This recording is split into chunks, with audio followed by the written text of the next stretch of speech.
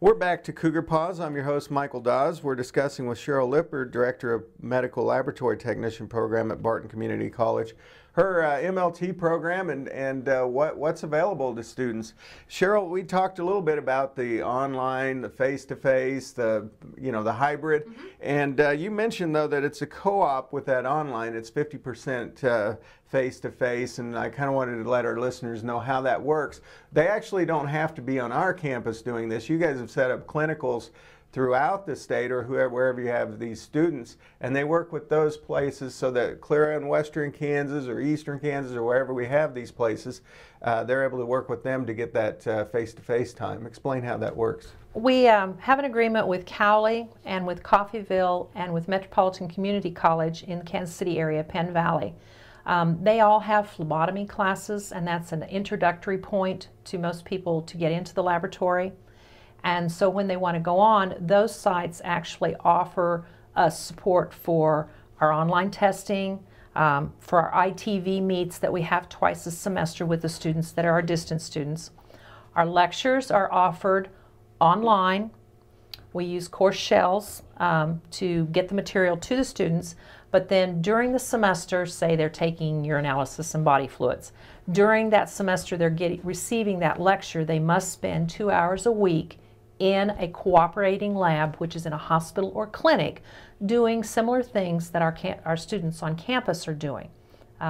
They're in the real live laboratory. It is not a contrived laboratory like ours is here. So the learning curve is a little bit different. But that's for the students that have full-time jobs, that have family commitments, that are already working in that laboratory, say as a phlebotomist, and their administration has said, yes, we want you to go on, we'll help support you. This is how the program is working. For our Western Kansas students, it's a little different than the Kansas City and the metropolitan area because the students out there, they're small hospitals. They don't always offer everything. Our students can come to campus and participate in our laboratories on campus as well. Sometimes they arrange with us if they're just not getting a certain concept. We can hold a special lab for them. They're getting the same lecture that our on-campus students are. They have the opportunity to ask questions. They have the same materials. The co-op lab instructors are medical technologists and technicians that have been in the field, and they're actually teaching the students live with real patient specimens. You know, I have this whole idea of online education and what have you, and especially when you deal with areas such as yours that are real technology oriented and you've got to have hands-on stuff. I can remember 99, 2000 when we were just starting to go through this process, and really you guys were the first in line of what's ended up being a very innovative way to educate students, and it's very popular obviously with our online growth, but you guys were at the forefront of that, and really with a program that was dwindling in numbers, and all of a sudden because you made that shift and really turned the corner, that's grown exponentially over the years. So that's part of what education is. You got to keep a pulse on the community as well as your area of service so that you can make sure that you're reaching all students. You got to know where your students are coming from, if they are working, if they are older. We're seeing so many of ours are not directly out of high school.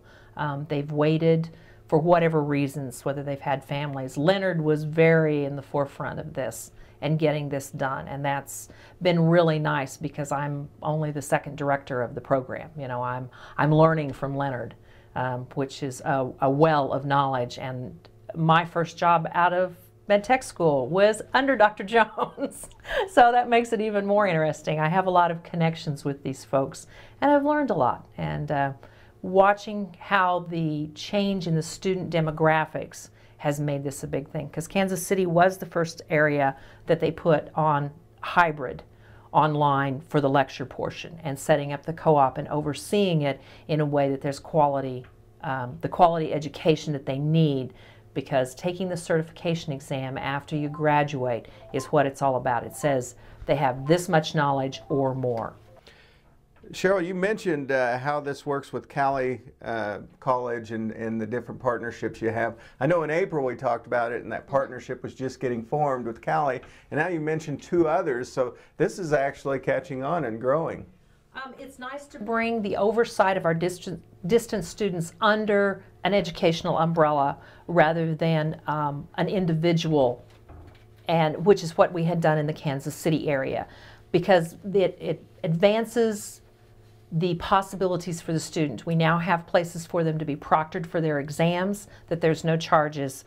We have places for the ITV meets that we do twice a month. We bring all of our students together, our on-campus and our distance students together through ITV.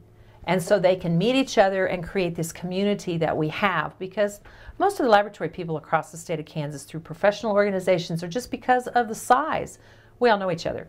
And so this is what we're trying to do with our students, to let them know that, yeah, there's so-and-so in Kansas City, and if you ever think to go there, this was a student.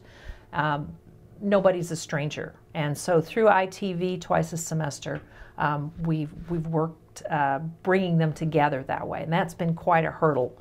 It's kind of just we jumped off from where Leonard started to keep on going. And really have solved problems because of location. People might not have before been able to go get that kind of training. Now they don't have to leave home to get it, and hospitals are able to work with them to get the training and train their own, so to speak. Right, right. And they don't have to be at a set time period from 10 to 11 on Monday, Wednesday, and Friday.